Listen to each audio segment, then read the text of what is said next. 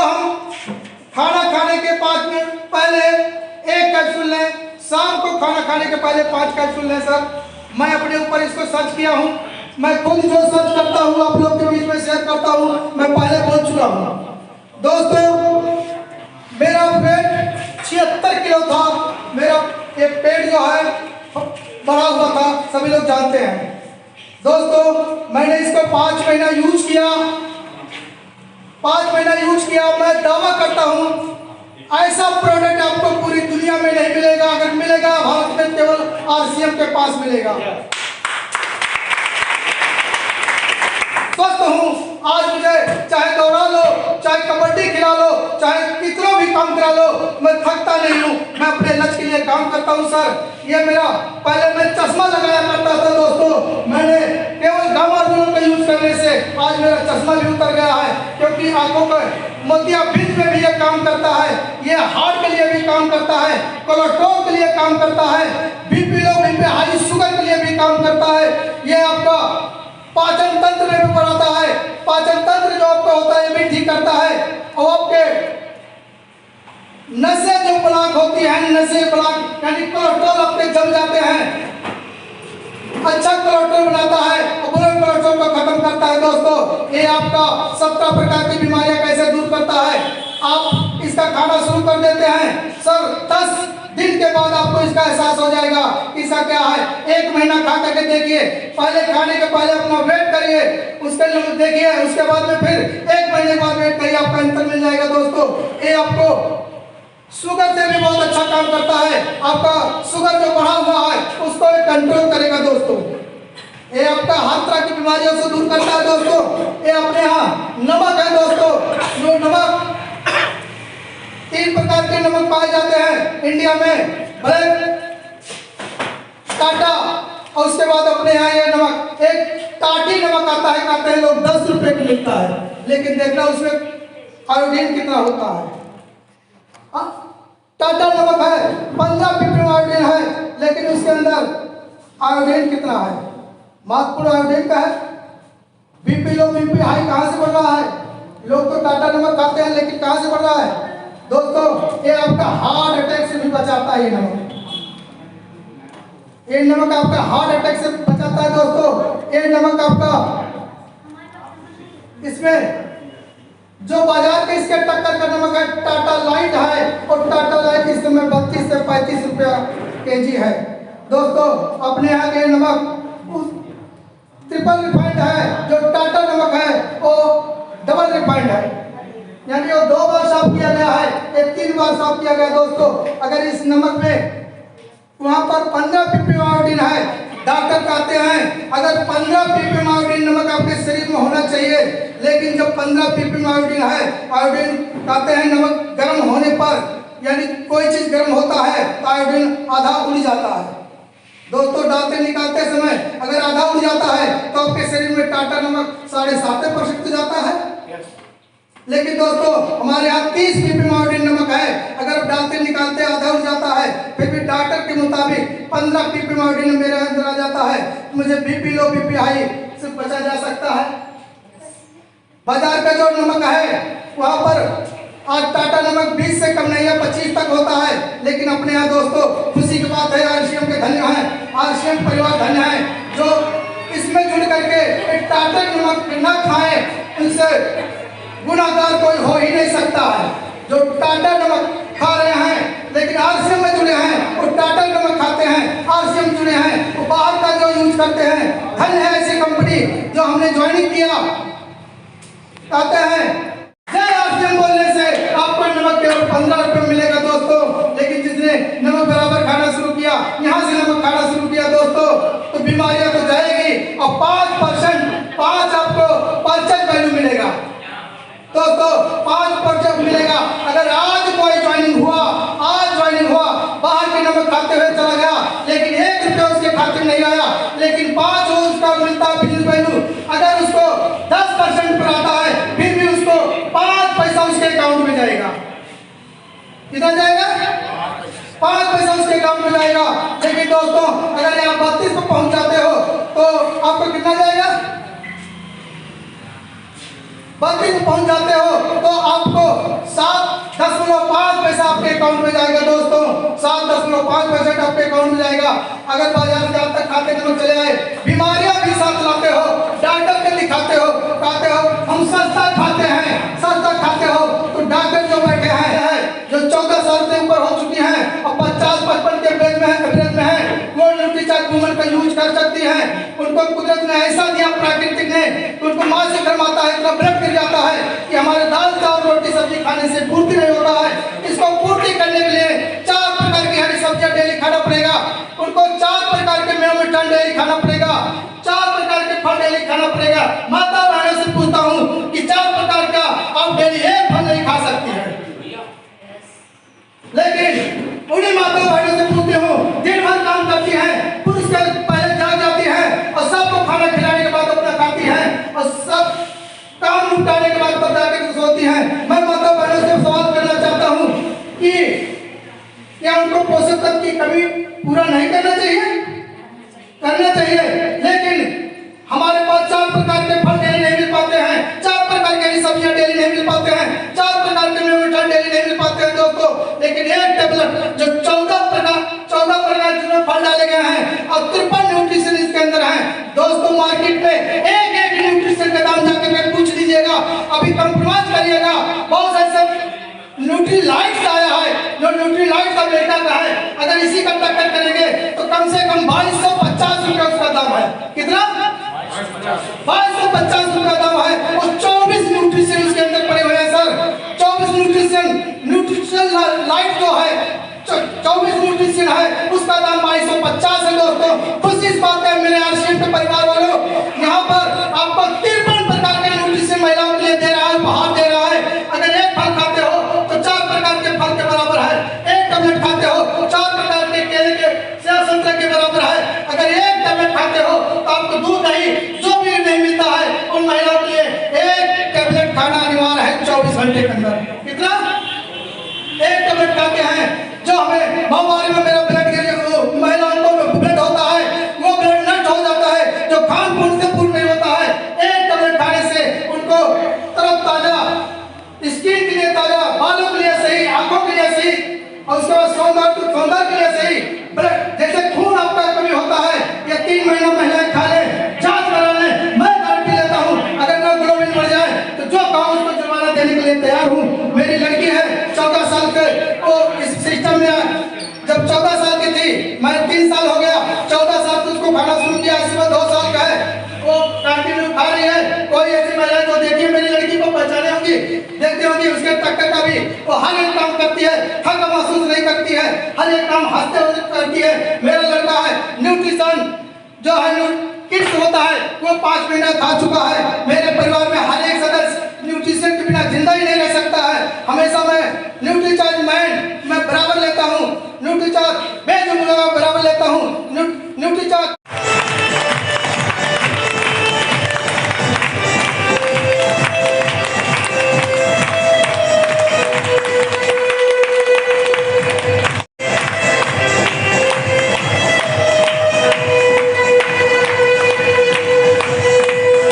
आप लोगों ने जो प्यार और स्नेह दिया है और जो सम्मान दिया है, मुझे लगता है ये करोड़ों की संपत्ति देकर भी नहीं प्राप्त किया जा सकता। सही है सर? yes. आपने कभी ऐसा महसूस किया है? कभी आपको ये मौका मिला है? नहीं। मिला है सर? no. अच्छा, कितने लोगों को लगा कि आज जैसे मैडम का वेलकम हुआ ऐसा हमारा होना चाहिए? yes. कितने लोगों को लगा? yes. कितने लोगों के दिल में ये फीलिंग आई कि काश मुझे भी यह मंच मिले? कितने लोगों को आई सर? और जिनको नहीं आई वो क्या समझे? पड़ोसी का मैं जाइए सोच रहे क्या? अच्छा, जिन्होंने हाथ नहीं उठाया उनको डर है कि अगर वो गलती से कामयाब हो गए तो फिर उनका क्या होगा? ऐसा सोच रहे क्या सर? नहीं सोच। अच्छा, तो सब लोगों को कामयाब होना है? सब लोग आगे बढ़ना चाहते हैं? देखिए, अभी तक मैं इतनी मीटिंग करके आई हूँ ना, सब में बहुत जोश है। और सुबह से विनय सर मुझे एक ही बात समझा रहे, मैडम हमारी बस्ती टीम को आप देखना, मैडम बस्ती टीम देखना कितना धमाल करती है, मैडम बस्ती टीम हमारी 1 नंबर है। अब देख लो क्या चाहते हैं। तो जितनी भी बात की जाएगी आप लोग बिल्कुल अच्छे माहौल में करेंगे। वीडियो वगैरह में मत उलझिए सर, बात कहाँ से है कितनी इनकम और 1 मिनट का मैसेज, 1 सेकंड का ही आप कह सकते हैं, 1 लाइन का मैसेज। ओके, मेरा नाम संगीता प्रजापति बस्ती से।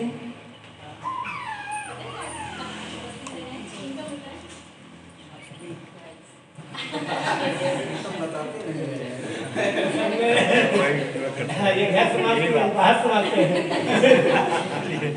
तो इनकम लगभग 40,000। मेरा नाम इंद्रदेव प्रजापति, पिपरा गौतम, यहाँ से 20 किलोमीटर लगभग गया।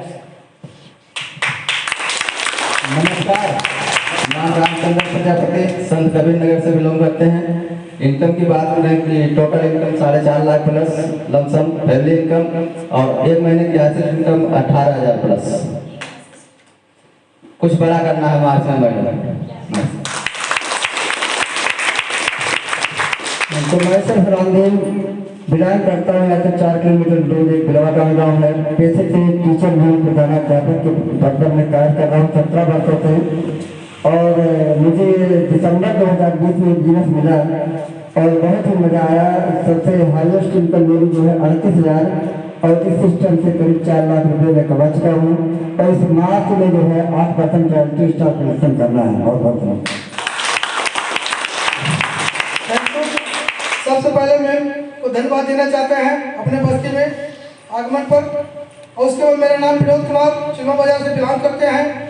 2019 में इस सिस्टम में आया और इस समय मेरा हाईएस्ट इनकम 34,000 और लगभग 2.5 लाख रुपए मुझे इस सिस्टम से प्राप्त हुआ। और पूरा परिवार 90% लगभग स्वास्थ्य हो चुका है, जो कि लगभग 5% यही दवा आता है, लेकिन 50% मेरे परिवार में दवा नहीं आता बाहर से, केवल न्यूट्रिशन के ऊपर हम लोग चलते हैं। इसमें मैंने बहुत बड़ा करना है, टीम को लेकर के इस साइड को है, टीम जितना आगे बढ़ेगी सर मैं आगे बढ़ता जाऊँगा। Thank you. नाम विनय कुमार और डिस्ट्रिक्ट बस्ती से डोना से बिलोंग करता हूँ। और इस बिजनेस में मेरी हाईएस्ट इनकम 93,000 एक महीने की रही है। और मैसेज की बात करूँ तो फील्ड बहुत बड़ा गुरु होता है। वाकई अगर फील्ड में उतरेंगे तो इस बिजनेस में बहुत कुछ कर सकते हैं। फील्ड को पकड़ लेना। बहुत बहुत मेरा नाम प्रियंका राव है और मेरा हाईएस्ट इनकम 92,000 है इस महीने का। ये मतलब ये बिजनेस महिलाओं के लिए बहुत अच्छा है।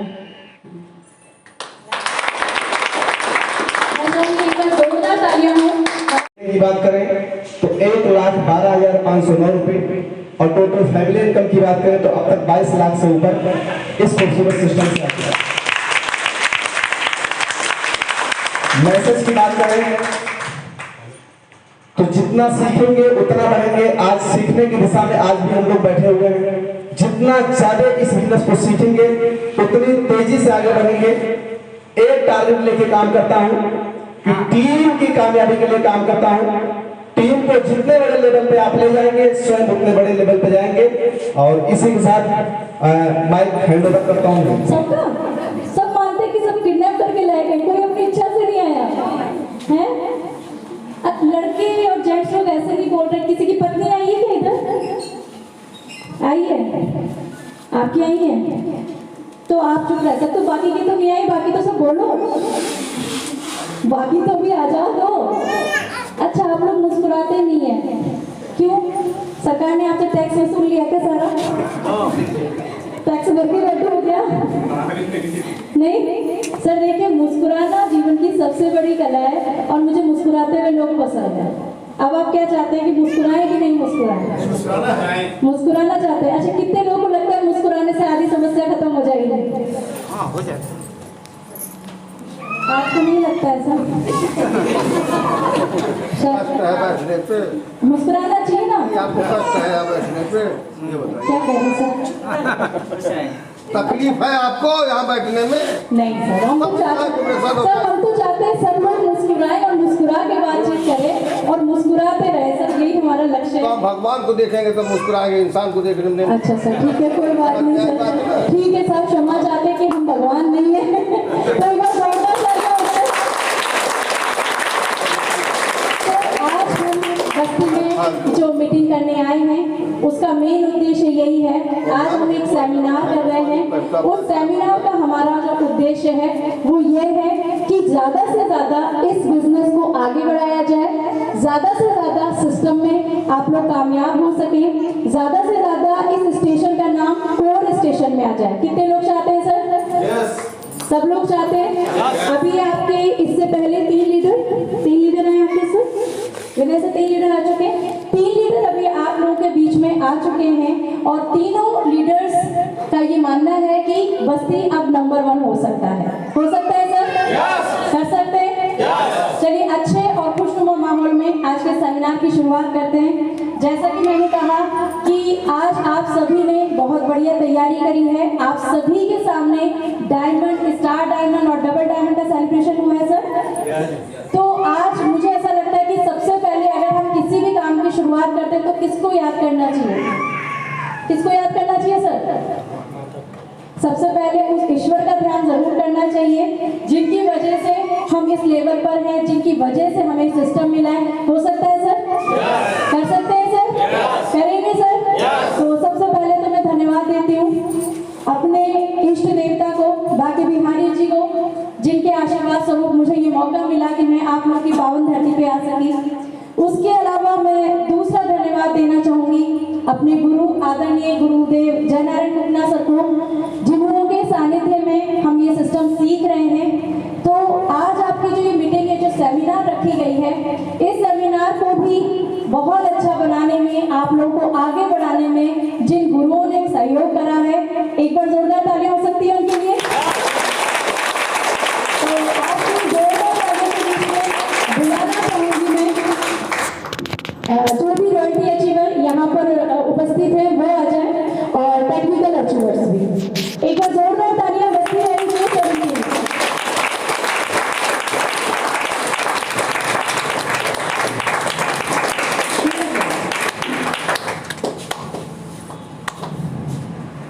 रॉयल्टी अचीवर्स एक बार इधर आ जाए। टेक्निकल में कौन है? आप हैं तो आप लोग अभी सर, ये जो अभी तक आपने डायमंड, स्टार डायमंड और डबल डायमंड की जो बातें सुनी थी कि कितना बिजनेस करने से क्या फायदा होता है, तो रॉयल्टी एक ऐसा बिजनेस है जिसमें कम से भी कम इनकम जो आती है वो 25 से 30 हज़ार होती है। कम से भी कम, ज़्यादा भी हो सकती है, 30-40 हज़ार भी हो सकती है। तो अब आपके सामने वो योद्धा है जिन्होंने आगे बढ़ के जिम्मेदारी। सब लोग तैयार हैं? सब लोग मेहनत करेंगे? चलिए शुरुआत करते हैं आज की सेमिनार की। नमस्कार, जय RCM। सबसे पहले अपना परिचय देना चाहूंगी। नाम कीर्ति है, कोटा शहर से बिलोंग करती हूँ। सबसे पहले अपने बारे में बता देती हूँ कि मैं कोटा शहर से बिलोंग करती हूँ, वहाँ से मेरी पढ़ाई हुई है। और मेरे पापा जो हैं वो IL में जॉब करते थे, गवर्नमेंट जॉब थी उनकी। मम्मा स्कूल में पढ़ाती थी मेरी। हम 5 भाई बहनों का परिवार है, 4 बहनें 1 भाई। हमारी जो शिक्षा हुई उस शिक्षा में हमारे माता पिता ने सिर्फ एक ही बात समझाई कि जितना हो सकता है अपने जीवन में आगे बढ़ो, आत्मनिर्भर बनो। और उसी दिशा में पढ़ाई करते हुए मेरी जो स्कूलिंग हुई है वो शिव ज्योति कॉन्वेंट से हुई। पोस्ट ग्रेजुएशन मैंने JDP गर्ल्स कॉलेज से किया। इसके अलावा मैंने O लेवल किया, MA BEd हूँ और भी बहुत सी चीज़ें हैं जो मैंने करी थी। डिप्लोमा मैंने कई सारे करे और कहीं ना कहीं दिमाग में एक ये सोच थी मेरी कि मैं जॉब करूँगी। जॉब की हर किसी के मन में होती ही नहीं होती है। आप में से कितने ऐसे लोग हैं जिनकी इच्छा होती है कि हम पढ़ लिख जाएं और एक अच्छी नौकरी कर लें? कितने लोगों की इच्छा होती है? सबकी होती है सर। तो मेरी भी ऐसी इच्छा थी। मैंने अपनी लाइफ में ये सोचा कि अगर मैं कुछ अच्छे से पढ़ाई लिखाई कर लूँगी तो आगे बढ़ जाऊँगी, जॉब कर लूँगी। लेकिन आपको लगता है कि जॉब करना इतना आसान है? इतना आसान है क्या? नहीं है, क्योंकि जॉब जब भी हम करते हैं कम से कम कितने घंटे देने होते हैं सर? 8 से 10 घंटे। इनकम कितनी मिलती है? थोड़ी सी मिलती है सर, क्योंकि हम काम तो 8-10 घंटे करते हैं, लेकिन इनकम इतनी सी मिलती है। और साथ में छुट्टियां मिलती हैं क्या सर? नहीं होती है। तो मेरा जो पहला एक्सपीरियंस था, मैंने कॉलेज में जॉब करना स्टार्ट किया और जब मैंने जॉब करने की सोची तो मुझे पता चला कि घंटे वो लोग गिनते नहीं है सर।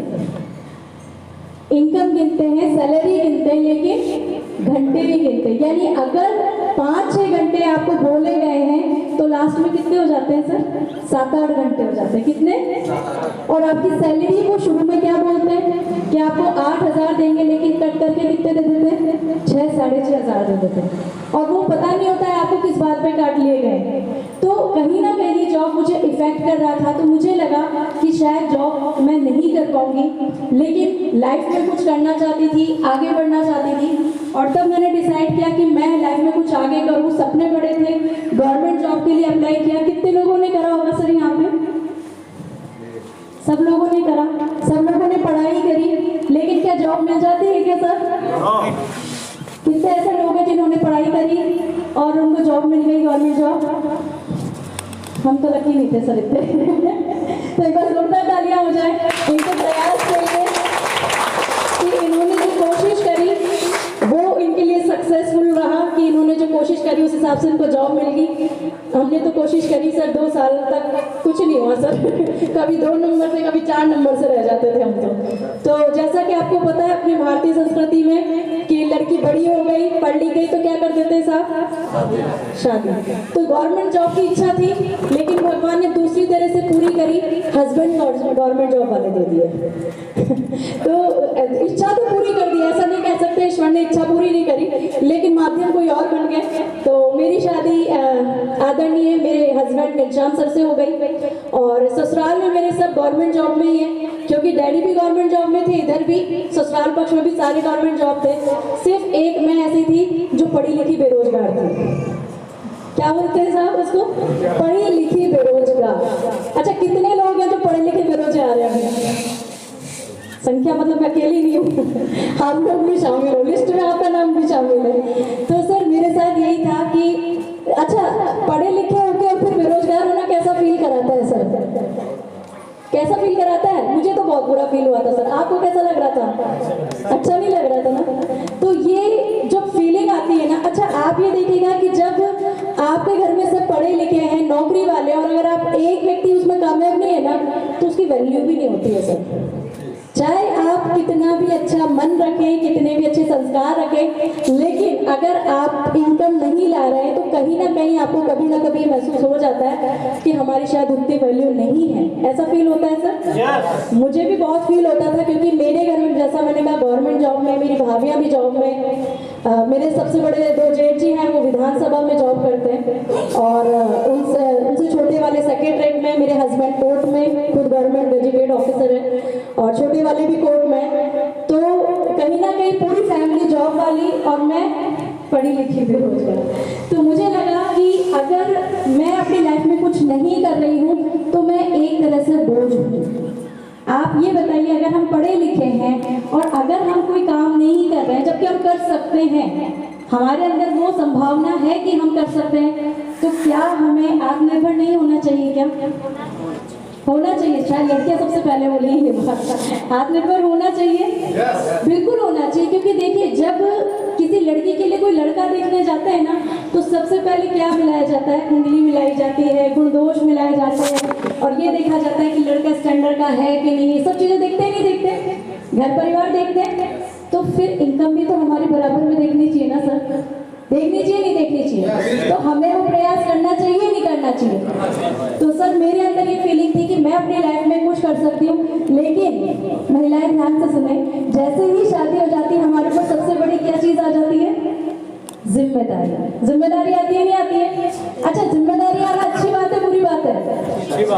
अच्छी बात है। जिम्मेदारी आती है तो हम जिम्मेदार भी बनते हैं, लेकिन मुझे कई बार ऐसा लगता था कि अगर मैं जॉब करूंगी तो कहीं ना कहीं अपने परिवार को पीछे छोड़ दूंगी। तो आप मुझे एक बात का जवाब दीजिए कि क्या पैसों के लिए आगे बढ़ जाना चाहिए या अपने परिवार को साथ भी लेना चाहिए? साथ में लेना चाहिए। तो यानी मेरा निर्णय ठीक था सर? सर मेरे अंदर ये तो था कि मुझे आगे बढ़ना है, काम करना है, लेकिन किसके साथ करना है? परिवार को साथ लेके काम करना है, क्योंकि ये जो सिस्टम है ना वो परिवार का सिस्टम है। तो मुझे ये लगता था कि कहीं ना कहीं अगर मैंने कहीं भी जॉब कर ली तो वहां मैं 7-8 घंटे दूंगी, और सबसे बड़ा नुकसान क्या होगा? परिवार का होगा सर, क्योंकि हम बैलेंस नहीं कर पाते ठीक से कि हम अपने परिवार को संभालें या काम को संभालें। अच्छा, अगर मैं कोटा में, क्योंकि मेरे हस्बैंड की जॉब है तो मैं वहीं रहती हूँ, तो अब एक बार बताइए, क्या मुझे कोई छुट्टी दे करके ये कहेगा कि नहीं आप तो 8-10 दिन की छुट्टी पे जाओ, कोई दिक्कत नहीं है, जॉब कर लेना, ऐसा कोई कहता है सर? कोई नहीं कहता सर। तो मेरे लिए फर्स्ट प्रायोरिटी क्या था सर? मेरा परिवार। तो मैंने सिर्फ जॉब करना छोड़ दिया। कई बार मेरी फ्रेंड्स मुझे कॉल करके कहती थी, देख वैकेंसी आई है भर दे, वैकेंसी आई है भर दे, 2 साल ट्राई किया और कर ले, क्या फर्क पड़ता है, घर में तो बैठी है। लेकिन सर अगर आप सच बताइएगा, जो हम वैकेंसी भरते हैं या हम जो अप्लाई करते हैं, आजकल तो सर पेपर भी लीक हो जाते हैं ना सर, तो हम लोगों के लिए तो परेशानी हो जाती है ना। अब इसमें देश, समाज, सरकार किसी का कुछ नहीं जाता, उस व्यक्ति से पूछो जिसने फॉर्म भरा है, होता है ना। हम मेहनत भी कर रहे हैं, हम फॉर्म का पैसा भी भर रहे हैं और फिर पेपर लीक हो गया तो रिस्क बहुत ज़्यादा हो जाता है सर, और उसमें सक्सेस के चांसेस नहीं हो पाते। तो कहीं ना कहीं दिमाग में था कि काम तो करना है, लेकिन ऐसा करना है जिसमें इनकम भी आए और अपना परिवार भी पीछे न छूटे। तो आज से 6 साल पहले सर, क्योंकि कई बार मन में आता था काम करूं, लेकिन जिम्मेदारी देखते हुए छोड़ दिए काम कि नहीं करना, परिवार पहले। तो आज से 6 साल पहले मैं चाहूंगी एक बार जोरदार तालियां हो जाए मेरे हस्बैंड के लिए, मेरे पति के लिए, जिन्होंने मुझे ये खूबसूरत सा सिस्टम दिया और उन्होंने सिर्फ एक बात कही मुझे कि तुम हमेशा अपने परिवार को आगे रखना चाहती हो, तुम अपनी जिम्मेदारी को आगे रखना चाहती हो, ये सिस्टम ऐसा है जो तुम परिवार को साथ लेके भी कर सकते हो। तो ये भावना जब मेरे मन में आई, उन्होंने मुझसे कहा कि इस सिस्टम में तुम अपने आप को, तुम्हें कहीं पीछे रखने की जरूरत नहीं है, तुम्हारे सारे सपने भी इस सिस्टम से पूरे हो सकते हैं, साथ में तुम परिवार के साथ भी इस काम को कर सकती हो। तो कैसा लगेगा सर? बहुत बढ़िया, बहुत बढ़िया लगेगा सर। अच्छा, पैसा परिवार के साथ मिलके आए तब अच्छा लगता है ना सर। अगर हम आगे बढ़ जाए और परिवार पीछे छूट जाए, उसमें मजा आएगा सर? तो सर इस खूबसूरत से सिस्टम को आज से 6 साल पहले मेरे हस्बैंड ने दिया और मैं धन्यवाद देना चाहती हूँ दिल से उनका, क्योंकि उन्होंने मेरी भावना समझी कि परिवार भी पहले और अपना काम भी पहले है। तो इस काम की मैंने शुरुआत करी, क्योंकि इससे पहले मेरी कोई नॉलेज नहीं थी, इस सिस्टम को लेकर मेरी कोई भी जानकारी नहीं थी। आप में से बहुत से ऐसे लोग होंगे, ऐसे हैं क्या जिनको इस सिस्टम की जानकारी है? नए लोग जो हैं, कितने नए लोग हैं सर यहाँ पे आज? हाथ खड़ा करें एक बार, कितने नए लोग हैं? अच्छा सर, आप लोगों को, मैडम आप लोगों को पहले से जानकारी थी क्या सिस्टम की? नहीं थी। तो आपकी तरह मैं थी, मुझे भी सिस्टम की कोई जानकारी नहीं थी। तो मेरे हस्बैंड ने सिर्फ मुझे एक चीज समझाई कि सिर्फ तुम प्रोडक्ट यूज करो। सबसे पहले अगर हम किसी भी काम को करते हैं तो क्या करते हैं सर? पहले सामान यूज करके देखते हैं, क्योंकि वो FMCG प्रोडक्ट थे तो मेरे लिए बहुत आसान था। अच्छा, इससे पहले आप में से ऐसे कितने व्यक्ति हैं जिन्होंने सामान यूज करा है अपने घर में? सभी लोग सामान यूज करते हैं सर, बाजार से लाके करते हैं, चाहे घर से ला, कहीं से भी लाते हैं आप, चाहे होलसेल से, रिटेलर, किसी से भी सामान हम पहले से यूज कर रहे हैं सर। पहले से आप लोग सब सामान यूज कर रहे हैं। मैडम आप जवाब देते रहिए, ये काम हम सीख रहे हैं, बता रहे हैं, तो आप जवाब दें, इसमें कोई हिचकिचाहट वाली बात नहीं है। तो मेरे लिए ये कोई बड़ी बात नहीं थी, क्योंकि हम सब सामान पहले से यूज करते आ रहे हैं। तो मैंने सबसे पहले सामान यूज करा और सामान यूज करने से मेरा कॉन्फिडेंस बढ़ा। अच्छा, आप भी जानते होंगे कि जब तक हम किसी प्रोडक्ट को यूज नहीं करेंगे उसके बारे में बात कर पाएंगे क्या? नहीं कर सकते, क्योंकि हम उसकी जानकारी ही नहीं है। अच्छा, हमसे कोई पूछे कि इस साबुन में क्या खासियत है तो हम बता पाएंगे क्या? अगर हमने सामान यूज ही नहीं करा तो क्या बताएंगे? तो सबसे पहले क्या जरूरी होता है? प्रोडक्ट यूज करना। मैंने जब प्रोडक्ट यूज करा तो जानना चाहते हैं कितना प्रोडक्ट यूज करने से मेरे घर कितना पैसा आया होगा? ये बहुत ज्यादा कम नहीं है सर। सबसे पहले जो चेक आया वो मेरा 432 रुपए का चेक आया, सिर्फ सामान यूज करने से, 1 महीने का सामान यूज करने से। अच्छा सर, 432 रुपए की कीमत किस किस को पता है सर? कितने होते हैं? ज्यादा होते हैं, कम होते हैं? क्या होते हैं? ज्यादा होते हैं सर। हो सकता है किसी को कम लगते होंगे, लेकिन जो बेरोजगार है ना साहब, उनके तो है, जो बिल्कुल जीरो इनकम पर है ना, उनके लिए ये 432 रुपए भी मायने रखते हैं, क्योंकि इनसे, इस पैसे से उनके सपने बन जाते हैं। बनते हैं सर, एक भरोसा बनता है सर। तो वही भरोसा मेरा बढ़ा और मैंने कहा मेरे सिस्टम से मेरे हस्बैंड से कि अब मैं इसमें और काम करना चाहती हूँ, क्योंकि इसमें 432 रुपये तो आ गए। इसका मतलब इसमें काम तो होता है, इसका मतलब है प्रोडक्ट सही है। मैंने प्रोडक्ट चेक करे थे तो क्वालिटी अच्छी थी, क्वांटिटी अच्छी थी, तो मुझे लगा सिर्फ यही तो काम करना है। कौन सा काम? दुकान बदलना।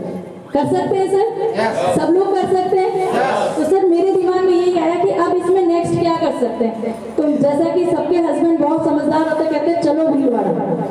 तो मेरे हस्बैंड ने कहा अब तुम भीलवाड़ा चलो, वहाँ की कंपनी देखो और भरोसा बढ़ाओ कि अच्छा है या नहीं है। और सर मैं सच कह रही हूँ कि जब मैं भीलवाड़ा कंपनी देख कर आई ना, तो मेरा बिलीव लेवल जो था वो आसमान पे था। उसका सबसे बड़ा रीजन था कि आज तक हमने जिस भी कंपनी के प्रोडक्ट यूज करे ना, वो प्रोडक्ट कभी भी हमने बनते हुए नहीं देखे। आप में से ऐसे कितने साथी जिन्होंने प्रोडक्ट बनते देखे? सर दूसरी कंपनियों की बात कर रही हूँ। दूसरी कंपनियों शायद हो सकता है आपने टाटा का नमक खाया हो, शायद आपने बनते हुए देखा हो। बाटा चप्पल पहनते हो तो वो बनते हुए देखी हो? किसी ने नहीं देखी सर। तो सर मेरा सबसे पहला बिलीव लेवल इसलिए बढ़ा क्योंकि जो इंसान पवित्र होता है, जिसका मन साफ होता है, वो ओपन विजिटिंग करता है सर। करता है ना सर? आप में से कितने लोगों ने भीलवाड़ा विजिट किया है? अच्छा, हो सकता है मेरी बात पर किसी को भरोसा ना हो, तो ये पीछे आप जितने भी बैठे आपस में चर्चा कर लेना, इन्हों को भी भरोसा हुआ। भरोसा हुआ सर? वहां जाने के बाद भरोसा बढ़ा। तो ऐसा भरोसा जब मेरा वहां बढ़ा कि यहाँ पे तो हर सामान आप आंखों से बनते हुए देख सकते हैं, तो मिलावट कितनी होगी साहब? 0। यानी कि जो हम पैसा मेहनत का इसमें लगा रहे हैं, वो पैसा हमारा सही जगह जा रहा है। और फिर भरोसा बढ़ा, आगे काम करने की इच्छा हुई, तो मैंने फिर हस्बैंड से कहा कि अब इसमें करना क्या है। तो मेरे हस्बैंड ने कहा चलो सेमिनार चलो। तीसरा काम जो उन्होंने मुझे बताया वो इसी तरह से एक सेमिनार मैंने कोटा में अटेंड करा।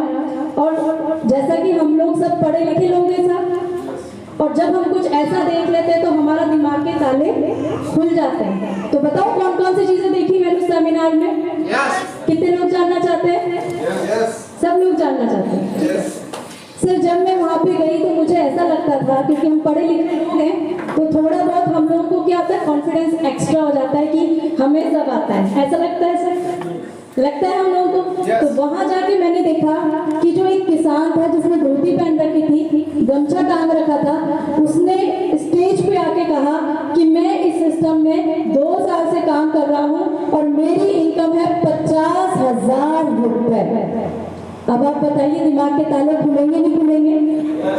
खुलेंगे नहीं खुलेंगे? मेरे खुले आपके खुले नहीं खुले?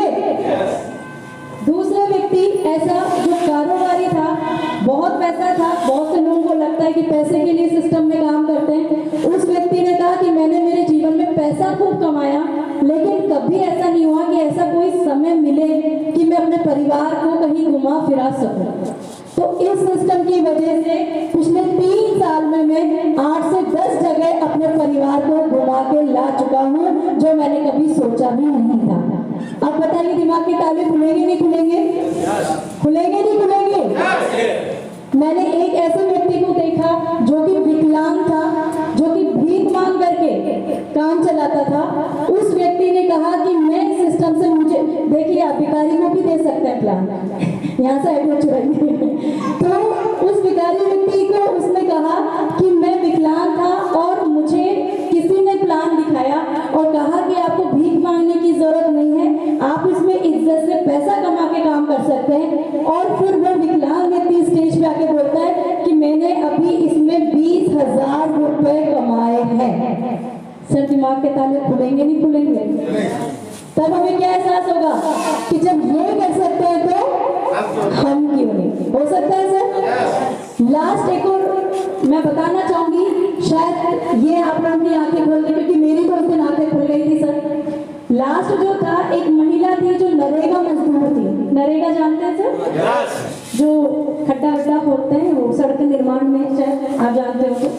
तो उस महिला ने कहा कि पहले मैं खड्डे खोदती थी और लोग मुझे बहुत बुरी नज़र से, गलत नज़र से देखते थे और कहते थे ये कोई काम होता है, तुम ये दिन भर खड्डे खोदती रहती हो, यहाँ खोद दिया, वहाँ खोद दिया, इधर खोद दिया, उधर खोद दिया। तो बाद में जब मेरे को किसी ने इस सिस्टम की जानकारी दी आज मैं इस मंच से आप लोगों को बोलना चाहती हूँ कि मैं 40,000 रुपया महीना कमा रही हूँ और इस आरसीएम सिस्टम ने मेरी जिंदगी के सारे गड्ढे भर दिए हैं। तो बताइए दिमाग के ताले खुलेंगे नहीं खुलेंगे सर? अच्छा आप लोग बताइए, आप मेरी जगह होते तो काम करना चाहिए नहीं करना चाहिए? करना चाहिए। कितने लोग सहमत हैं? आप सबको लगता है काम करना चाहिए?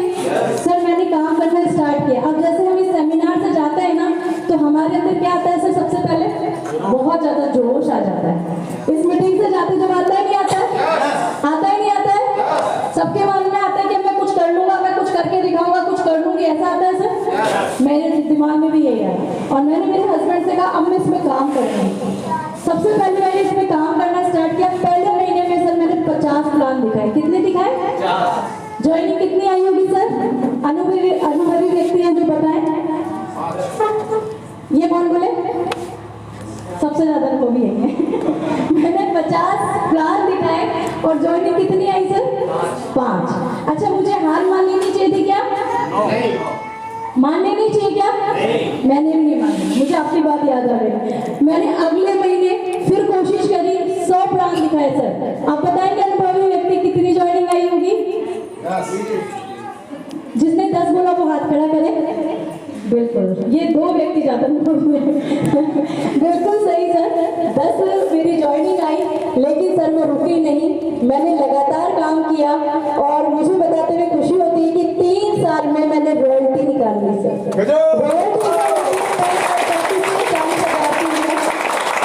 अच्छा सर इतने में रुक जाना चाहिए क्या?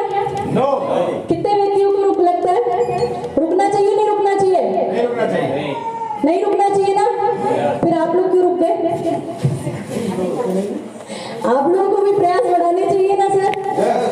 सर मैं ये बताते हुए बहुत खुशी महसूस करती हूँ कि जब मैंने शुरुआत करी थी, एक व्यक्ति से प्लान दिखाने की शुरुआत करी थी, आज मेरी टीम में हजारों लोग जुड़ चुके हैं। पहले मैंने एक शुरुआत करी थी, लोगों को प्लान बताया, लोगों को ज्वाइनिंग कराई, लोगों को होम मीटिंग करना स्टार्ट किया, मैंने फोन कॉल करना स्टार्ट किया। और सर ये बताते हुए मैं बहुत ज्यादा खुश हूँ कि आज मेरी जो इनकम है सर हाईएस्ट 1.5 लाख रुपया महीना पहुंच चुकी है और मैंने इस खूबसूरत सिस्टम से अब तक 35 से 40 लाख से इस सिस्टम से मैं कमा चुकी हूँ। तो सर करना चाहिए नहीं करना चाहिए? करना चाहिए। कितने लोगों को लगता है? और जिनको नहीं लग रहा उनका क्या करें? उनसे उम्मीद करें कि गवर्नमेंट जॉब लग जाएगी उनकी। ऐसी उम्मीद करें क्या सर? और जब लग जाए वो मिठाई खिला देना हमें तो, क्योंकि हमसे तो ये उम्मीद मत करना, हमारी तो नहीं लगी भाई। हाँ इनसे भी मिठाई खा लेंगे हम, अभी तक तो खिलाई नहीं इन्होंने। अच्छा सर एक बात बताइए मुझे, आरसीएम करना है, करना चाहते हैं सब लोग? एक प्रश्न पूछो आप लोगों से, कितने लोग ऐसे हैं जिनका क्यों क्लियर है? क्यों करना है मैं पूछ लूंगी, ऐसे हाथ मत उठाओ आप लोग। ऐसे हाथ उठा रहे मैं पूछ लूंगी फिर जवाब नहीं दोगे। तो क्लियर बता, देखिए हाथ नीचे कर दीजिए। देखिए आरसीएम अगर हम करना चाहते हैं तो हमारा क्यों क्लियर होना चाहिए। कोई भी काम करें आप जीवन में, उसके पीछे आपका लक्ष्य निर्धारित होना चाहिए कि मुझे इसे क्यों करना है। ठीक है, जानना चाहते हैं कि मेरे क्या लक्ष्य थे? कितने लोग जानना चाहते हैं? जो लोग नहीं जानना चाहेंगे उन्हें नहीं बताएंगे। बताइए कितने लोगों को जानना है? सबको जानना है? सबसे पहला जो मुझे इस सिस्टम में लगा कि मुझे करना चाहिए वो ये चीज है सर। कितने लोग देख पा रहे हैं? कितने लोग देख पा रहे हैं? जोर से बोलिए। जय माता दी नहीं बोलना है, संस्कार बोलिए। क्या लिखा है सर इधर? संस्कार। बिल्कुल सही सर। सर आरसीएम में जो मुझे सबसे अच्छी चीज लगी वो थी सर संस्कार। अब आप लोग ये कहेंगे मैडम संस्कार तो सब में ही होते हैं, लेकिन मैं आप लोगों से जानना चाहती हूँ बाजार के संस्कार अच्छे चल रहे हैं क्या सर? कितने लोगों को लगता है अच्छे चल रहे हैं? नहीं चल रहे हैं? अच्छे चल रहे हैं क्या? नहीं चल रहे तो बदल दे, तो बदल दो आज से। बदल सकते हैं क्या? बदल सकते हैं। कैसे बदलेंगे? खुद से शुरुआत करके। हो सकता है? अब नहीं बोल रहे कोई भी। हो सकता है? हम खुद से शुरुआत कर सकते आप जीवन में कोई भी काम कर रहे हैं ना, ये चीज सबसे पहली जरूरत है। अगर आप कोई भी काम कर रहे हैं और अगर ये चीज नहीं है, इसका मतलब है कि आप वो काम बढ़िया तरीके से नहीं कर पाएंगे। नहीं, सही है सर? सर मुझे इसके संस्कार इसलिए अच्छे लगे क्योंकि आज बाजार में भाई भाई का दुश्मन हो रहा है, सास बहू की नहीं बनती है, माँ बाप से बच्चे बातें नहीं करते हैं, बेटे इंतजार करते हैं कि माँ बाप उनसे कुछ कहें, लड़ाई झगड़ा बुराई, पड़ोसियों की बुराई, यही माहौल हो रहा है सर हमारे यहाँ, यही माहौल चल रहा है सर। ऐसे में सर आरसीएम ये संस्कार देता है कि आपको सबसे मिलजुल कर रहना है, आपको अपने अपलाइन से भी अच्छे रिश्ते रखने हैं, अपनी डाउनलाइन से भी अच्छे रिश्ते रखने हैं, आपको अपने भाई बंधुओं को, अपने परिवार को, सबको एक करके चलना है। सर ये संस्कार अच्छे नहीं अच्छे? अच्छा सर मैं आपसे एक बात पूछना चाहती हूँ, आज अगर आप अपनी बहन बेटियों को रात की 9 बजे कोई जाने के लिए कहे तो भेज सकते हैं क्या सर? भेज सकते हैं क्या? नहीं भेज सकते। पता है क्यों नहीं भेज सकते? क्योंकि बाजार के संस्कार अच्छे नहीं है। लेकिन मैं सर ये बात गर्व से कहती हूँ कि मैं एक ऐसे आरसीएम परिवार के सिस्टम से जुड़ी हूँ जहाँ सर मैं कल शाम को चली हूँ बाय बस कोटा से चली हूँ सर, और सुबह 5:30 बजे मैं एक बार जोरदार तालियां चाहूंगी विनय सर उनकी पूरी फैमिली के लिए। सर बहुत बड़ा क्या बोलते हैं सर, जिगरा चाहिए सर ये बताने के लिए कि आप जब अपने बच्चों को, अपनी पत्नी, अपनी बेटी, अपनी बहन को बाहर रात 9 बजे नहीं भेज सकते। सर मैं सफर करके इतने घंटों की दूरी तय करके आई हूँ और सिर्फ इस भरोसे के साथ क्योंकि आरसीएम के संस्कार बहुत अच्छे हैं सर। यहाँ हर महिला, हर लड़की, हर पत्नी जो भी इसमें काम कर रही है वो सुरक्षित है। तो क्या इसमें काम करना चाहिए सर? करना चाहिए सर? Okay sir. दूसरा कारण सर पैसा। कितने लोगों को लगता है कि पैसा जरूरी है सर? सबको लगता है? सबको लगता है? सर देखिए कुछ लोग ऐसे कहते हैं कि पैसा साथ नहीं जाएगा, कहते हैं ना सर पैसा साथ नहीं जाएगा। लेकिन मैं एक बात जरूर कहना चाहूंगी, जीते जी पैसा काम आता है सर। आता है नहीं आता है? आता है नहीं आता है? भाई पैसा साथ तो नहीं जाएगा, लेकिन अगर आपको इस मृत्यु लोक में रुकना है तो पैसे की जरूरत पड़ेगी नहीं पड़ेगी? तो काम करना चाहिए नहीं करना चाहिए सर? और सर पैसा, जो लोग कहते हैं पैसा काम नहीं आएगा, आप मुझे बताइए किसी भी रिश्ते के निभाने के लिए पैसे की जरूरत पड़ेगी नहीं पड़ेगी? अगर आज आप अपने माँ बाप की सेवा करना चाहते हैं, उनके लिए दवाई लाना चाहते हैं, उनके लिए फल फ्रूट लाना चाहते हैं, उनको अच्छी सेहत देना चाहते हैं, सब पैसों की जरूरत है नहीं है? अगर आज आप अपने माँ बाप को तीर्थ यात्रा पे ले जाना चाहते हैं, सब फ्री में ले जा सकते हैं क्या? वहां भी पैसों की जरूरत पड़ेगी नहीं पड़ेगी? अगर आप चाहते हैं कि अपनी पत्नी बच्चों को अच्छी सुविधाएं दे सके, उसके लिए पैसों की जरूरत होगी नहीं होगी साहब? होगी। अच्छा आप बुढ़ापे की ओर जा रहे हैं, रिटायरमेंट का प्लान कर रहे हैं, क्या आपको अपने बाकी का जीवन जीने के लिए पैसों की जरूरत होगी नहीं होगी? होगी नहीं होगी? बहुत कम लोग बोल रहे हैं बिना पैसों के रह लेंगे क्या? जरूरत पड़ेगी नहीं पड़ेगी? अगर आप चाहते हैं कि आपके बच्चे अच्छे स्कूल कॉलेज में पढ़े तो पैसों की जरूरत होगी नहीं होगी? अगर आप चाहते हैं कि आप अपनी पत्नी को उसकी जरूरत की चीजें दिला सके तो पैसों की जरूरत होगी नहीं होगी सर? लेकिन पैसा कैसे आना चाहिए सर? संस्कारों के साथ आना चाहिए। कैसा आना चाहिए? क्योंकि सर पैसा हर कोई कमा सकता है, पैसा गलत तरीके से भी कमा सकते हैं, लेकिन क्या वो पैसा फलेगा क्या सर? क्या झूठ बेईमानी नहीं या धोखा करके हम जो पैसा कमाएंगे वो फलेगा क्या? नहीं फलेगा ना सर। तो कैसा आना चाहिए पैसा? संस्कारों के साथ। तो आरसीएम करना चाहिए सर। तो मेरा ये सेकंड कारण था जिससे मैंने आरसीएम को ज्वाइन किया। और दूसरी बात और बताना चाहती हूँ सर, जब पैसा आता है तो बच्चे भी आपको रोल मॉडल मानते हैं, उन्हें भी लगता है कि आप कुछ कर सकते हो अपने जीवन में, है कि नहीं है सर? कितने लोग हैं जो चाहते हैं हम अपने बच्चों के लिए रोल मॉडल बने? सब लोग चाहते हैं सर मैंने ये काम कर लिया, मैं भी अपने बच्चों की रोल मॉडल हूँ। और मुझे गर्व होता है इस बात पे कि आज बच्चे ये कह सकते हैं कि हमारी मम्मा भी कोई काम करती है और अच्छे संस्कारों वाला काम करती है। हो सकता है सर? तीसरा काम सर जो मुझे लगा इस सिस्टम में जरूर हमें आना चाहिए, वो तीसरा कारण था सर समय। आप में से ऐसे कितने लोग हैं जो नौकरी में हैं और दुकानदारी कर रहे हैं सर? बिल्कुल सर, आप मेरे एक बात का जवाब दीजिए, आप जो नौकरी कर रहे हैं, जो दुकानदारी कर रहे हैं, भगवान ना करे कभी कोई बुरा समय आए तो क्या आप अपने बच्चों को वहाँ शिफ्ट कर कर सकते। अच्छा, आप अभी कितना कमा रहे हो सर? कितना कमा लेते होंगे सर? कितना कमा लेते हैं सर? अच्छा, कभी परिवार के साथ बाहर घूमने गए हैं? कभी ऐसे की यात्रा पे जा रहे हैं, आज सप्ताह भाई हमने 5 दिन काम कर लिया, चलो अब परिवार को घुमा लाते हैं, चलो मम्मी पापा को कोई यात्रा पे ले जाते हैं, ऐसा हुआ है सर? हुआ है क्या सर? कभी हो पाया क्या? अच्छा, हम कमा कितना रहे? 25, 50, 75, 1 लाख, इतना ही कमा रहे हैं ना सर, लेकिन हमारे पास समय बच रहा है क्या?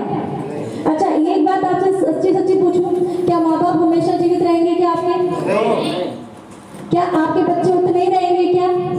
क्या आपकी पत्नियां बूढ़ी नहीं होंगी क्या? अब जब आपके पास समय होगा तब क्या उनके पास समय होगा सर? होगा क्या? नहीं होगा। तो यानी हमें उसी समय में सब कुछ करना है। सर ये फैन ऑन करवा दीजिए एक बार, उन्हें गर्मी लग रही है, वो 2 पीछे के फैन ऑन करवा दीजिए। तो तीसरा कारण जो मुझे लगा इस सिस्टम में कि मुझे काम करना चाहिए, कौन सा कारण था साहब? समय। और सर मैं ये बात कहते हुए मुझे बहुत खुशी महसूस होती है कि अब तक लोग ये कहते हैं कि तीर्थ यात्रा कराना सिर्फ बेटों का काम है। मुझे गर्व है सर कि मैंने मेरी अम्मा को, मेरी सासू माँ को 2 बार तीर्थ यात्रा कराई है सर, समय की बचत करते हुए। और मुझे इस बात पे गर्व है क्योंकि देखिए कहीं नहीं लिखा कि सिर्फ बेटे ही अगर तीर्थ यात्रा कराएंगे तो माता पिता को मोक्ष मिलेगा। हमें यहाँ जितनी बहन बेटियां हमारी बैठी हुई हैं, मैं उनको बता देना चाहती हूँ, अच्छी नियत के साथ आप कोई भी काम करें, भगवान सब देख रहा है, सब देख रहा है, नहीं देख रहा है? तो ये काम आप भी कर सकते हो। जरूरी नहीं इंतजार में बैठो कि हस्बैंड को छुट्टी मिलेगी। मैंने तो सर मेरे हस्बैंड से भी नहीं पूछा, मैंने तो टिकट बुक करा दी है। मेरी अम्मा ये बोली, बेटा एक बार बेटे से तो पूछ ले। मैंने कहा आप मेरी भी उतनी पाओ जितनी उनकी हो, तो करा सकते हैं, नहीं करा सकते? अच्छा, वो खर्चा दे देंगे। मैंने कहा अम्मा आप सब चलो मेरे साथ। तो जब मैंने ये हिम्मत दिखाई, उनको जबरदस्ती छुट्टियां लेनी ही पड़ गई और उन्होंने भी हमारे साथ चले। और वैष्णो देवी की यात्रा, क्योंकि अब मेरी माता जी है नहीं, मेरी सासू माँ नहीं है साथ, और मैं ये बात आप लोगों से इसीलिए कह रही हूँ, समय रहते अपने माता पिता की कीमत समझिए। समय दोबारा नहीं आएगा आप लोग के पास, माता पिता का वो सानिध्य नहीं मिलेगा। इसी उम्र में करना है जो करना है, थोड़ा उनके पास बैठिए। आज सिर्फ हम यादों में मैं कह सकती हूँ कि मैंने उन्हें तीर्थ यात्रा कराई, वो प्रत्यक्ष ये बात सुनने के लिए मेरे सामने नहीं है। तो आज से कितने लोगों को लगता है कि वो समय निकालेंगे परिवार के लिए? सच में निकालेंगे सर? बिल्कुल निकालेंगे सर। देखिए मुझे ऐसा लगता है माता पिता से बड़ा सुख जीवन में कोई नहीं है। आज मैं विनय सर की, आप सोचेंगे मैं विनय सर की फैमिली की तारीफ कर रही हूँ। आपके पिताजी आए जी? कहाँ है? एक बार जी, एक बार सर के लिए मैं चाहूंगी जोरदार तालियां हो जाए। आप जानना चाहते हैं कि मैं उनके बारे में क्या कहना चाहती हूँ? सर आज मैं थोड़ा सा, मेरी बात को अन्यथा ना लीजिएगा विनय सर। देखिए हम ये सोचते हैं कि माता पिता ठीक है बुजुर्ग हो गए, क्या दिक्कत है घर में, पता है माता पिता कभी भी अपने बच्चों के लिए अच्छा सोचना, अच्छा करना कभी नहीं छोड़ते।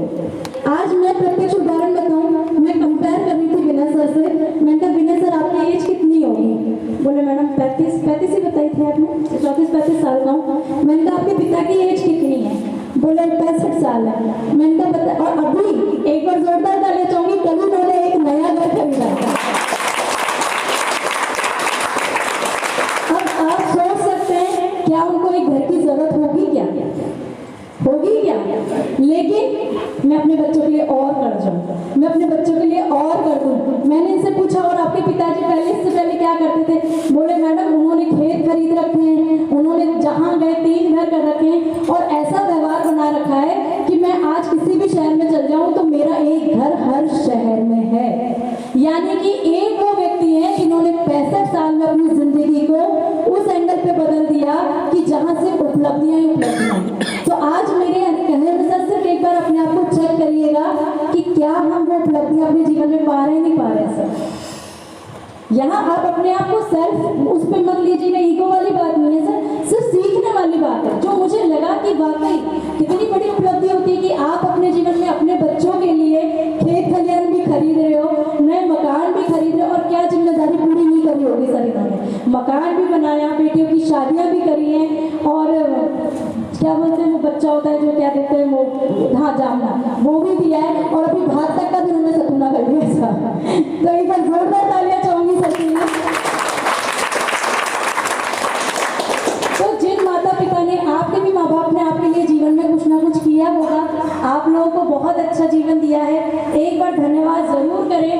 ज़्यादा भी नहीं सर, सिर्फ आधा घंटा रोज अपने माँ बाप के चरणों में बैठ जाए, रोज उनसे सिर्फ आधा घंटा बात करें। ये समय की बचत जीवन में सर आप लाखों करोड़ रुपया भी खर्च करेंगे ना, ये चीज़ नहीं मिल पाएगी। तो आज से शुरुआत कर सकते हैं सर, समय की बचत करेंगे। Okay sir. चौथा काम है सर इसमें पीढ़ी दर पीढ़ी इनकम। सर अभी तक हम जो भी नौकरी कर रहे हैं, दुकानदारी कर रहे हैं सब आप लोग, कोई भी आप दुकान लगा रहे हैं, नौकरी कर रहे हैं, खेती बाड़ी कर रहे हैं, इसके पीछे अनुभव चाहिए होता है नहीं होता है सर? कभी मान लीजिए कोई ऐसी घटना घट जाए, क्या हम उस जगह अपने बच्चों को रिप्लेस कर सकते हैं क्या? क्या सरकार कभी आपके बच्चों को, मान लीजिए आपका बच्चा 5-7 साल का, क्या उसे नौकरी पे रख लेगी क्या? तो इनकम का सोर्स बंद होगा नहीं होगा सर? लेकिन आज से ये कहता है कि अगर आज अपने जीवन की शुरुआत आपने कर दी, इसमें आपने नेटवर्क बना लिया, इसमें आपने काम करना शुरू कर दिया, तो आने वाली पीढ़ियों तक आपके घर में पैसा आएगा। तो बताइए इस काम को करना चाहिए नहीं करना चाहिए? करना चाहिए नहीं करना चाहिए? करना चाहिए नहीं करना चाहिए? पक्का? आज से करोगे? और नहीं करो तो फिर क्या करें? अब बताओ। चलो एक बार जोरदार तालियां बजा दीजिए अपने लिए। चलिए एक, अच्छा कितने लोगों को जानना है आरसीएम क्या है? नए व्यक्ति, नए साथी हमारे कितने जो जानना चाहते हैं आरसीएम क्या है? एक बार आकाश जी से पहुंचिए ना ठीक से।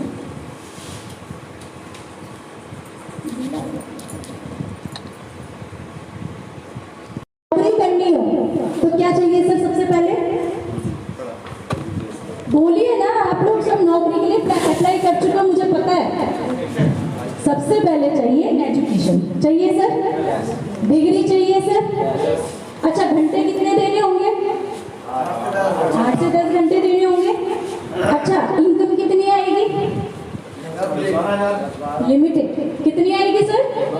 लिमिटेड इनकम आएगी। अच्छा अगर दुकानदारी करनी हो तो सबसे पहले किस चीज की जरूरत पड़ेगी? बिल्कुल सही। किसने बोला ये? जोरदार तालियां बजा दी जाए इनके लिए एक बार।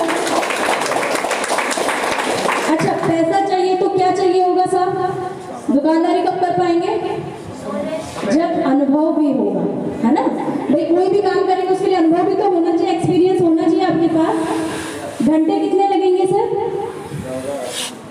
कम से भी कम 15 से 20 घंटे। अच्छा पैसा लगाया तो क्या होगा सर? रिस्क होगी। रिस्क होगी। अगर हम कोई काम कर रहे हैं और अगर हमने पैसा भी लगा दिया उसमें तो क्या होगा? रिस्क होगा। अच्छा इनकम कितनी आएगी इसमें? फिर भी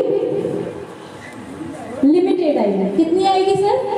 लिमिटेड इनकम आएगी। इसके अलावा जो आरसीएम है, सबसे पहले तो है कि इसमें नो एजुकेशन, ठीक है?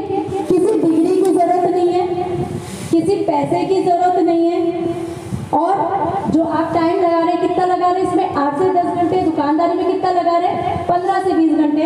इसमें टाइम लिमिटेशंस नहीं है सर, यानी आप इसे पार्ट टाइम भी कर सकते हैं और फुल टाइम भी कर सकते हैं, ठीक है सर? अच्छा इनकम कितनी आएगी इसमें? अनलिमिटेड आएगी, क्योंकि इसमें इनकम कहाँ से आती है? बिचौलियों वाली इनकम। कौन सी इनकम आती है सर? बिचौलियों वाली इनकम आती है, इसलिए ये अनलिमिटेड है। आपको इसमें कोई रिस्क नहीं है, इसे कोई भी व्यक्ति कर सकता है, पढ़ा लिखा, अनपढ़, जो बुजुर्ग है, जो जवान है, कोई भी व्यक्ति इस काम को कर सकता है। कर सकता है सर? इसमें आपको पैसा नहीं लगा तो रिस्क है क्या? पैसा लगाया है क्या हमने इसमें? नहीं लगाया, तो रिस्क क्या है? नो रिस्क है सर। और इसमें इनकम कितनी आएगी? अनलिमिटेड आएगी। इसका मैं एक उदाहरण देना चाहती हूँ। आप सभी जानते हुए ओपी शर्मा जी, जिन्होंने 2011 में इस सिस्टम को चालू करा, क्योंकि इसमें पीढ़ी दर पीढ़ी इनकम भी आती है सर। क्या आती है इसमें? पीढ़ी दर पीढ़ी इनकम। ओपी शर्मा जी जिन्होंने 2011 में सिस्टम को स्टार्ट किया, और इस सिस्टम को स्टार्ट करके उन्होंने ये सोचा कि मैं इसमें नेटवर्क बनाता हूँ। बहुत मेहनत करी, कोशिशें करी, क्योंकि नया बिजनेस था, लोग जानते नहीं थे, तो उन्होंने इस काम की शुरुआत करी। 2 साल लगातार नेटवर्क बनाने पे काम किया, क्योंकि आपको पता है जीवन का कोई भरोसा नहीं है। 2013 में उनकी सडनली डेथ हो गई हार्ट अटैक से। अब आप बताइए, आज तक आपने जो नौकरी दुकानदारी करी, क्या आपके ने जितना भी पैसा कमाया, क्या आपके बच्चों को ट्रांसफर कर सकते हैं क्या? नहीं कर सकते। लेकिन पीढ़ी दर पीढ़ी इनकम आरसीएम में आती है। तो जब उन्होंने आईडी लगाई थी और जो मेहनत करी थी, ऐसा का ऐसा कोड उनके बेटे को ट्रांसफर हो गया सर। और आपको जान के हैरानी होगी, अभी उनके बेटे को पर मंथ कितनी इनकम आती है सर? 50 लाख रुपया महीना। सोच सकते हैं सर? तालियां नहीं बजाई सर। अगर आप सोचिए 50 लाख रुपया महीना आ रहा है, इसका मतलब क्या है सर?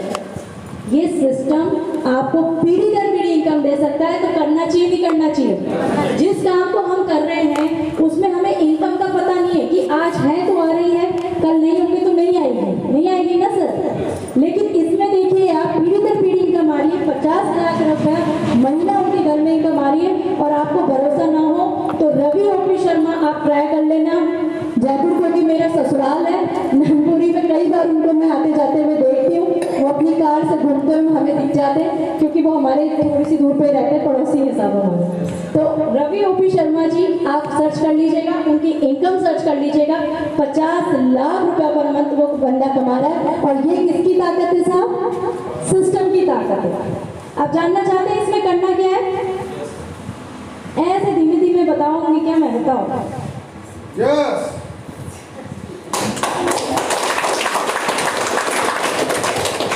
आकाश सर, बस्ती टीम आपकी ताली नहीं बजाती है, क्या करें?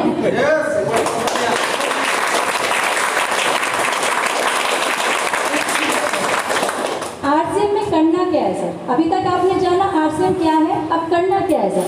जानना चाहते हैं? जितने भी नए साथी हैं, आज आपको किसी न किसी ने इस मीटिंग के लिए बुलाया है, इस सेमिनार में बुलाया है, तो आपको क्या करना है? उसको 2 फोटो देने हैं। कितने देने हैं सर? 2 फोटो देने हैं। बैंक पासबुक की फ्रंट कॉपी देनी है आपको, जिसमें आईएफएससी कोड हो। आधार कार्ड देना है साहब, आधार कार्ड की कॉपी, पैन कार्ड की कॉपी, नॉमिनी नेम, नॉमिनी का डेट ऑफ बर्थ, नॉमिनी का मोबाइल नंबर।